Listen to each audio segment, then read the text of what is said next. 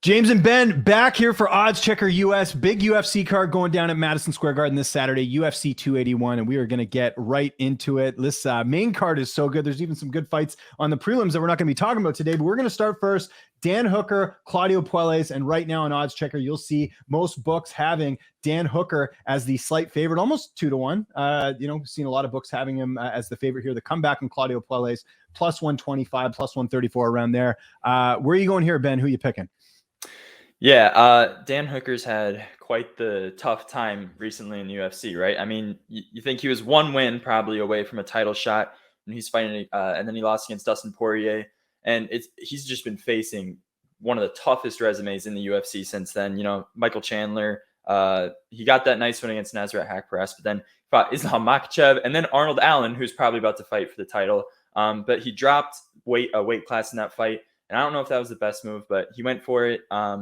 And I really think he's just had a really tough time, and I'd like him to bounce back in this spot. You know, when he's expected to win, he usually does. I saw that he was. I was doing a little bit of research. He's 9-3 when he's a favorite, and he's 2-5 when he's an underdog. So when he's expected to win, he's usually taking care of business. And I really think he's just had some really tough losses on his resume. This is obviously a step down for him. I know Puelles is good. He's a great fighter. He's undefeated, but his resume just hasn't been there. He hasn't been fighting guys as good as Dan Hooker. This is a big step up for him, and I like Hooker to get back on track here. This is a big step down for him, so I think he wins. Yeah, you pretty much just did the entire breakdown that I was going to do, which is just that, Puelles, nice winning streak here, but a lot of not really big names, even like a Clay Guida, who we know. Clay's on the tail end of his career here, and he keeps winning by knee bar. I don't think Dan Hooker's been submitted by knee bar, so we can cross that off the list. But it's basically your typical, striker versus grappler. Dan Hooker is a very good striker here, and I know a lot of people are already writing Dan off and saying, this is the end of the road for him. And also keep in mind that, there's a lot of his gym on this card. You've got Olberg, you've got Brad Riddell, you've got Adesanya in the main event. So I'm sure there's a lot going into this for the entire team here. But Dan Hooker's just had a really tough go. I'm a believer that in his last fight against Arnold Allen, the weight cut was too much, and it was a recipe for disaster. You're cutting too much weight, and then you're fighting a guy who can knock you out. He got knocked out in the very first round. We know what happened there. Losing to Islam, no shame there, especially since that was on short notice. Islam's been beating everyone. He's the champ right now. And then, Chandler probably would have liked that one back. And Poirier, that fight was actually pretty close. It did go the distance. Poirier is also on this card. We'll talk about him in a second. But I still think that's, kind of a badge of honor to be able to go to war with a guy like Poirier here. So what I'm getting at here is I like Dan Hooker. I think the question is, does he finish here? I think Dan just needs a win. I don't think we're going to see anything too risky, too flashy. I might even look at Dan Hooker by decision here, just because, again, I don't think he's going to try and do anything crazy here because Puelles is dangerous. He's got a good ground game. I'm going to go Dan Hooker by decision and get some better value here. But to me, this is Hooker's fight to lose. He should win this fight. And if he doesn't, then we got some serious problems here. Nothing against Claudio Puelles, but I just think this is too much of a step up for him at this stage in his career. So it's going to be Dan Hooker. We spent way too much time on that Dan Hooker fight. Let's keep it going, though. Frankie Edgar, Chris Gutierrez, retirement fight for Frankie Edgar. And right now on OddsChecker, you'll see he is a big underdog coming in at plus 186.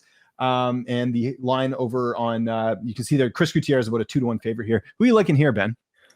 Now, I think it is interesting because, I mean, for as aged as Edgar is now, and, this is his retirement fight, he's still been fighting some pretty high level competition. Sometimes you see the guys, they'll drop down quite a bit when they start to get closer to their retirement. But I mean, Chito Vera, Corey Sandhagen, like Pedro Munoz, Korean Zombie, like these are Max Holloway. I mean, these are really high caliber opponents. He hasn't really been dropping off much here. And, he is facing a little bit of a drop off here, but Chris Gutierrez, he's looked excellent. Kind of the same thing as last fight. He hasn't really had the same resume coming into this fight. But I mean, he's looked really excellent. And that leg kick TKO of Vince Morales, I believe it was. Yep. I mean, that only the 11th leg kick TKO in UFC history at the time. Now we have a few more. But I mean, Gutierrez, he can use those kicks in this fight.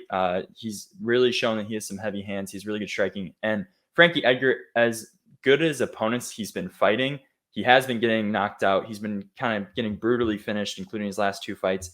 And he was actually a really, really tough fighter to put away before his first knockout loss over Brian Ortega. I mean, all those title fights from back in the day, and he was never finished one time.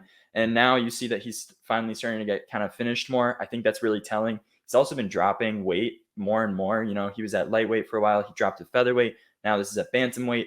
So he just keeps on dropping weight. I'm not sure he's, really just got that chin anymore. And I think he could be knocked out in this fight, or even, leg kick TKO once again. I think Chris Gutierrez will look to use those kicks a lot, knowing how good of a fighter that Edgar is. But I do like Gutierrez to win this fight. I think the line's pretty telling in this one. Yeah, I like Gutierrez as well. The line's a little high for me, though, only because of the opposition that Gutierrez has fought here. Dana Batgrill, obviously, that was a knockout win there. Not typical, though. Like the leg kick win, that was a knockout, but he's only had one knockout in the UFC so far. And I think that's something to consider when you're looking at this fight, because you even look at Edgar when he got finished against Marlon Chito Vera. It was a third-round finish. And go back and watch that fight. It was actually pretty close leading up to that third round. So I don't like it's tough to say. Obviously, Edgar is on, he's 41 years old now. It's really tough to pick him. I also thought he lost against Pedro Munoz, by the way. I thought that was a pretty bad decision. So realistically, we could be talking about a 4-fight losing streak here, but I think you got to go Gutierrez just because of the youth, like 10 years younger, going to be a little bit bigger here too. Like he's a little bit taller. The reach actually goes to Edgar. I honestly think if you're going to bet this, it's a dog or pass situation, because I do think Edgar could pull a rabbit out of his hat. It's his retirement fight. Again, he's fighting a guy who's not fought the best competition out there.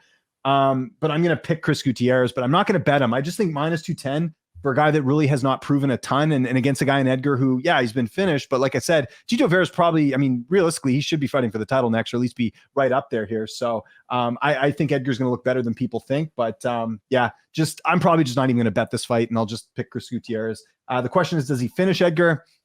I'll say no. I think he wins a decision, only because it's more typical of what we've seen in Gutierrez's career. Just the one knockout win in his last fight, and the other ones were all decisions. Even Cody Durden, that was not a good fight. He actually lost that first round. So it's pretty interesting to see how this one will go, but pick's going to be Chris Gutierrez. Okay, next fight we're going to look at is in the lightweight division. Great fight. Too bad it's only 3 rounds. Should be 5. Dustin Poirier, Michael Chandler. And right now on OddsChecker, you can see here, Michael Chandler is the underdog and Dustin Poirier is the favorite. And you'll see there about 2-1 here for Poirier. Who you going here, Ben?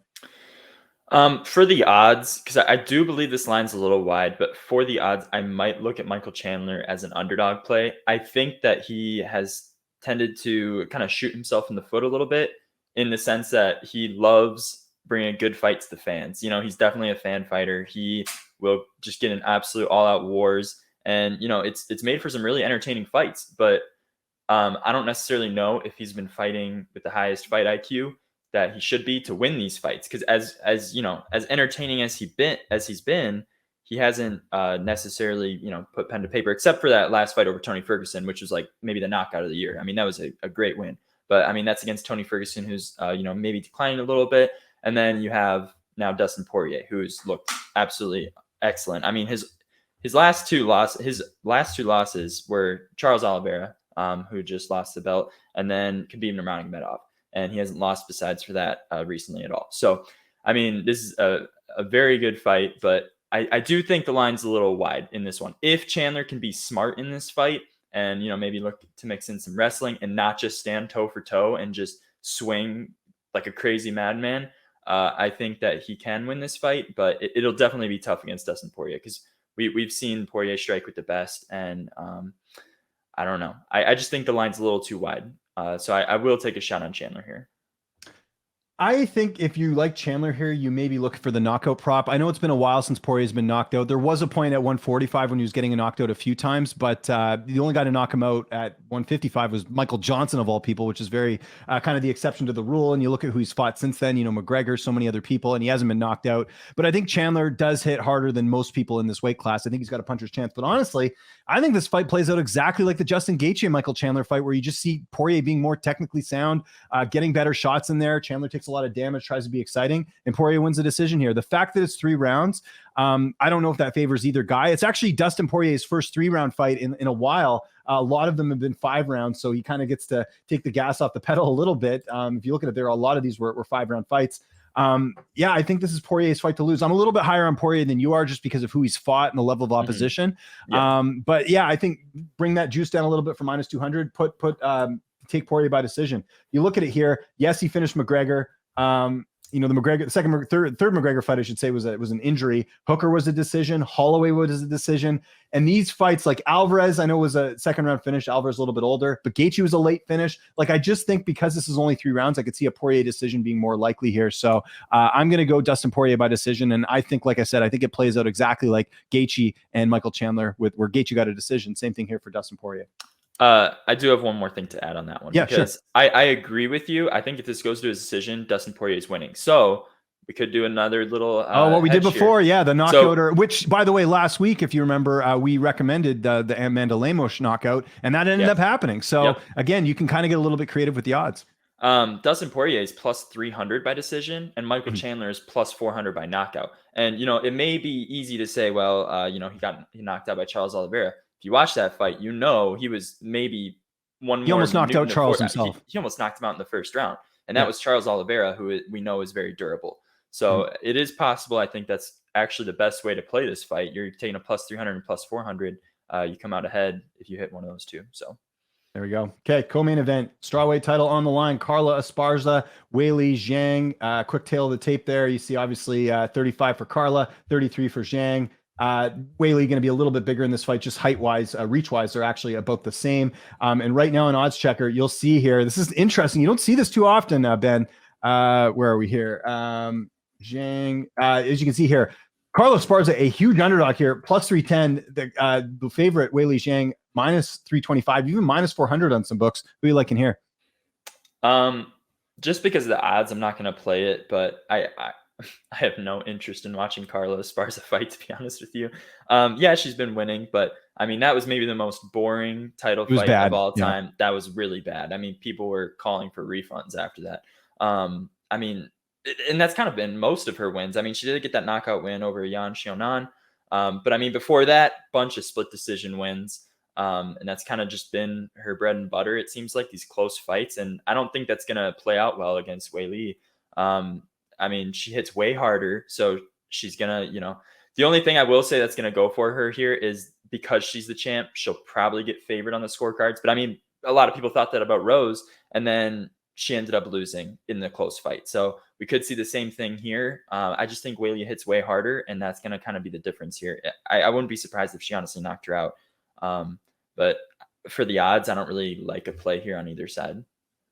I do, and I'm going to tell you what it is. It's Weili Zhang by knockout. This is a 5-round fight. Look, I'll say this. That last fight with Rose Namajunas, Rose lost that fight. Carla didn't win that fight. I know Carla got the nod on the scorecards, but that was just, neither of them fought. It was very uncharacteristic for Rose. And, it's interesting because I hear all these people talk about, oh, Rose is scared, all this. Rose fought Jessica Andrade. She fought Weili Zhang. I mean, these girls are far more dangerous from like a stand-up perspective than Carla Esparza is. I don't know what happened to Rose in that fight. She just had the off night of all off nights. I want to show some respect to Carla. She's definitely turned things around since losing her title to Yuani Jacek. She's still sticking around. The performance against Yan Xiaonan, a statement performance. She certainly deserved to get the title shot after a big win like that. But Weili Zhang is so much better in the striking. We saw what she did against Yuani Jacek in her last fight, finishing her. It's a 5-round fight. I mean, Carla's going to try and wrestle. I know, and obviously Zhang, she spent some time at Fight Ready, I know, for this camp, working with Henry Cejudo, who's quite the good wrestler. But the majority of her camp has been at Bang Muay Thai in Thailand, one of the best striking gyms in the world. She's going to go out there and knock out Carla Esparza. And I'm just looking at the odds here. You can get right now Weili Zhang by KO, TKO, or disqualification at plus money. I think that's a gift. It's 5 rounds. Weili's not going to be afraid to fight Carla Esparza. The only thing she has to worry about is the takedowns, but Carla's not a finisher anyways. Weili Zhang's winning by knockout. I feel very strongly about this, and you're getting it at plus money. Take that knockout prop. I think Weili Zhang gets it done on Saturday night and becomes new champion. Okay, let's get to the main event. Israel Adesanya, Alex Pereira. And right now on OddsChecker, you will see here that Israel Adesanya is the betting favorite at almost 2-1. You look at the odds here.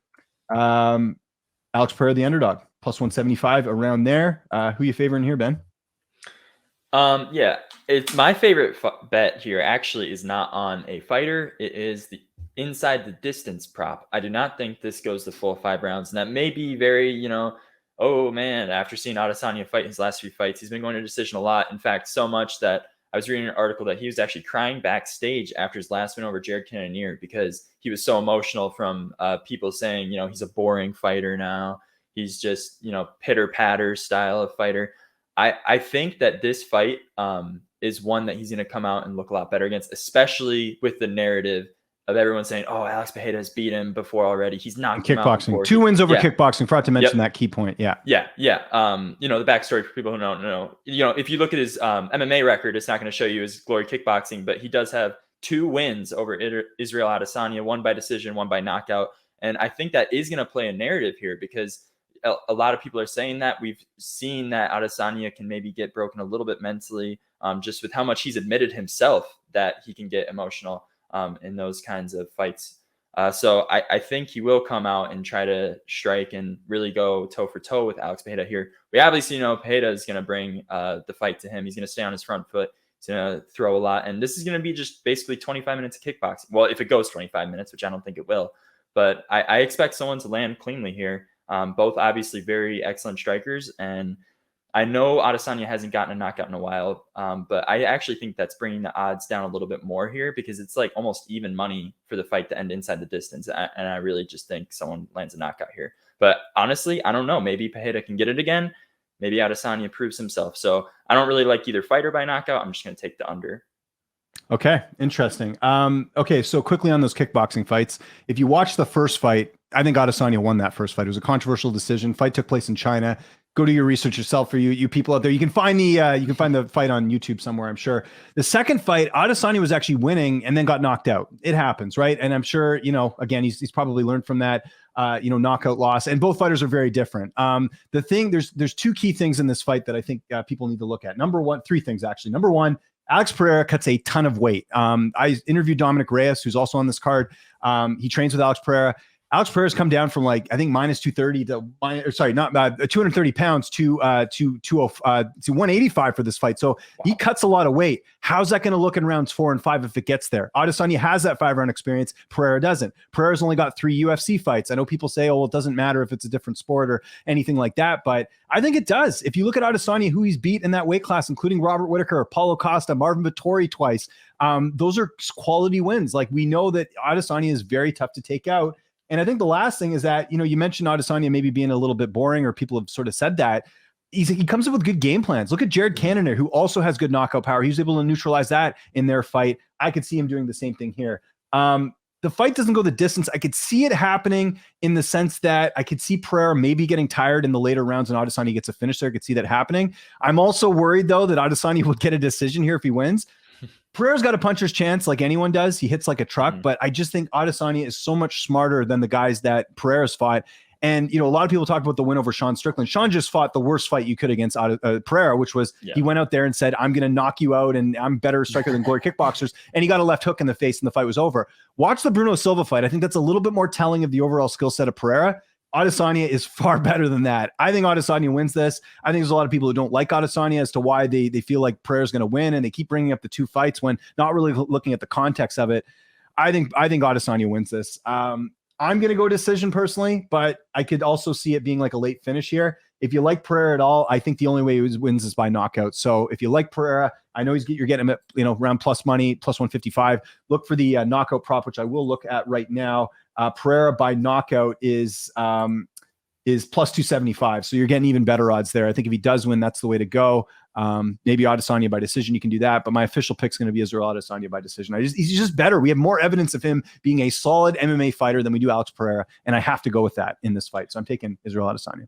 I definitely agree with you there. And so it brought up an interesting idea. I went to go look at FanDuel. You can get, because Adesanya is minus 210, or it's hard to see for me, but over 200 on most books. And if you go on FanDuel or other books that do the group betting, FanDuel has one right now. Israel Adesanya by round 4 or 5 or by decision for minus 105 right now. That's the play. I honestly think that's the play. Knockout. Yeah, because you even look at Adesanya, other than Paulo Costa, he's not been getting a lot of early finishes in his career in general. And granted, I think a lot of that has to do with who he's fighting. Whittaker was actually Whittaker as well, but even then, Whittaker had an off night in that one. Whittaker has not looked like that fighter since he fought him, but I think that's probably the play there. So I'm going Adesanya to get it done on Saturday. Okay, so there you go, everyone. UFC 281, going to be a great card. Make sure you tune in. For myself, for Ben, we'll be back next week previewing the Derek Lewis and Sergey Spivak card. What a drop off from this card to that, but what are you going to do? Enjoy the weekend, everyone. Hope everyone cashes their bets, and we'll see you guys next week.